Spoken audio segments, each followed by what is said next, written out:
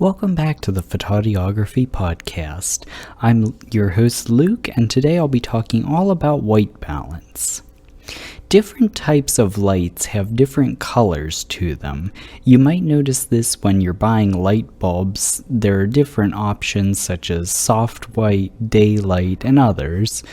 A digital image sensor cannot automatically adapt to different types of lighting, such as indoor lighting, lighting from the sun, or lighting from a flash or studio lights.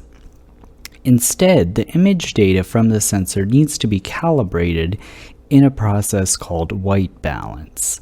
The whole idea of white balance is that so things that are white in the scene you're photographing appear white in your image. Otherwise, there will be a color cast to your photo where it may have an overall blue or yellow or other color hue to it. Some photos you may want to have a color cast as an effect, but in most situations you want to avoid this. The different colors of light are referred to in photography as color temperature. Color temperature is measured using the Kelvin scale. The reason the color temperature scale is used is because of black body radiation, which states that if you heat a black object, it will change color. As the object gets hotter, it will progress through a spectrum of colors, first red to orange, yellow, white, and then bluish white. The color corresponds to the temperature of the object. Something strange and something somewhat confusing is that the hotter the temperatures on the Kelvin scale are normally referred to as cooler colors such as blue, whereas colors lower on the Kelvin scale are referred to as warm colors like red, orange, and yellow. So this is a little bit backwards. Before I go any further, I'd like to note that if you're shooting RAW, your camera does not record white balance, but it can be set afterwards on a computer without compromising your image. Even though this is so, shooting with the correct white balance to begin with helps reduce the need for adjustments and corrections later during editing. With that said, not everyone wants to or is able to shoot RAW, so I'll go a little more in depth with white balance here and how to set it. Every time you take a photo in a new location, there will likely be different lighting, and with that comes different color temperatures from the lighting. If you're using auto white balance, your camera will try to automatically adjust these changing light temperatures. Depending on your camera, this auto white balance setting may be very accurate most of the time, but there may be situations that will be hard for your auto white balance to properly adjust for. Cameras will often have presets such as the following: tungsten, halogen, fluorescent, sunlight, cloudy, and shade that you can choose from instead of relying on your camera's auto white balance if you know what kind of scene you're photographing. Some cameras may use Kelvin degrees that you can choose between instead of named presets. Simply keep in mind that the higher the temperature, the cooler the light should be, and the lower the temperature, the warmer the light in the scene should be. If the light is very orange, a temperature to try is like 2700 degrees Kelvin. If you are shooting out in the sunlight, try a color temperature of, say, 7500 degrees Kelvin. These presets may work in some situations, but certain situations may require you to set white balance manually if possible. Different cameras handle setting manual white balance differently. With some cameras, you need to point your camera at a white object and press a button. Others will have you take a picture of something white and use this as a reference photo.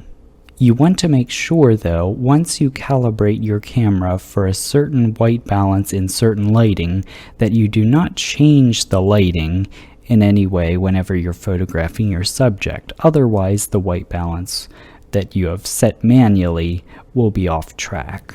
If you are shooting JPEG and your white balance is off and you try to correct it with editing, posterization may occur. So posterization is when a banding pattern appears on your image because the editing latitude of the image is used to the maximum. With a raw image, the file has much more color data than a JPEG image and allows for much more adjustment and editing. And as I said before, the raw image doesn't have that white balance sort of baked into the file. You're able to adjust it after the fact and not lose any editing ability. A difficult situation to be in is when there are different light sources with different color temperatures. An example of this could be a ceiling light on a subject that is also sitting by a window that has light coming in. The ceiling is most likely a warmer color and the outside light is most likely a cooler color. Another example of this is when you use flash to provide more light in a situation where there is already ambient light, but it's not sufficient to take a well-lit picture. The ambient light is most likely not the same color temperature as the flash, causing there to be two different colors in your photo. Increasing the shutter speed will remove the amount of ambient light in your photography if using a manual flash. Also, if you are using a manual flash and it's not bright enough, try opening your aperture to a wider aperture. The aperture is what controls sort of the impact of the flash, whereas shutter speed only will impact the ambient light or the light that's already in the room.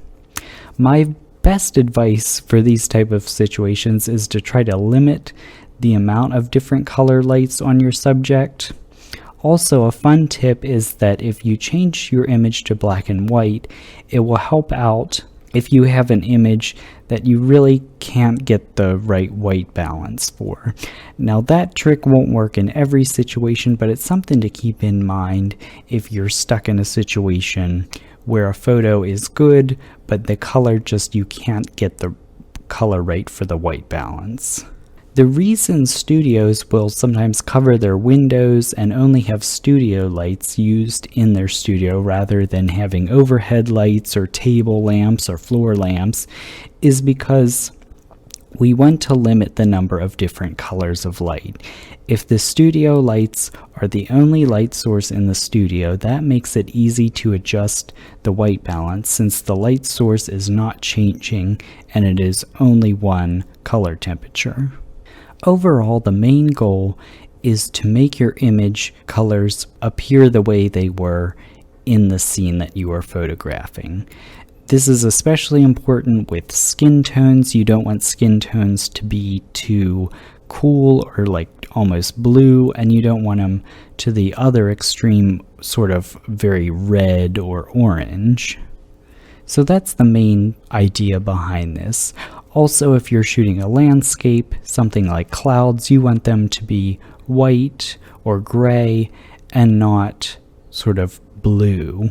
If you're editing a photo in Adobe Lightroom, there is a little eyedropper tool that you can use to click on either a medium gray or white area that will adjust the white balance for you whenever you click on an area, and you can sort of click around different areas and see what looks best with this little dropper. So that's one thing.